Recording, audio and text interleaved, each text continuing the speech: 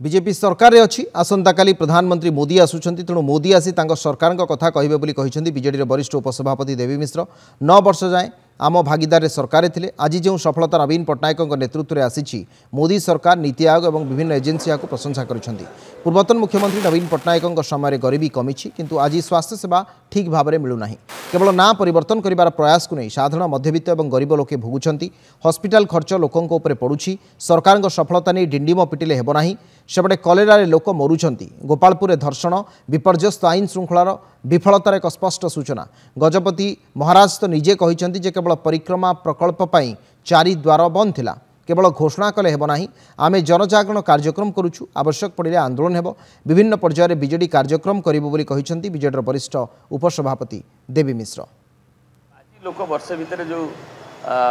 हरकत सामना करुछंती योजना लोकों पे कार्यक्षम सठिक भाव में होउछि ताकू जमती तार पद्धति एवं सबगुड़िक नक केवल गोटे ना को चेंज करने जो प्रयास एवं ता आज लोक मैंने भोगुंट डाक्तखाना मान जो अकथनीय उपर जो खर्च बोझ पड़ू से दुर्दशा भोगुंट ताकू डिंडिम पिटी आम निजे निजे निज कांद थपड़े सरकार हम ना ये पाखे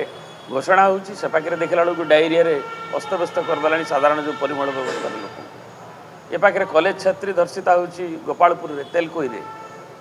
निर्यातना बढ़ुची एवं कन्विक्शन रेट ये गोटे वर्ष रे भारत वर्ष सबुठ सर्वनिम्न रही ओडिशा सरकार अपराधी की धरबार एवं ये जो विभिन्न क्षेत्र में विफलता अच्छे से विफलता भी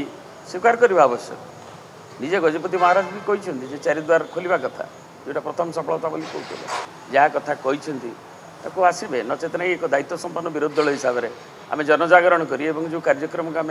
नहीं लोकों पाखे निश्चित होइबु एवं आगु आंदोलनात्मक कार्यक्रम हम जदि आवश्यक पड़े।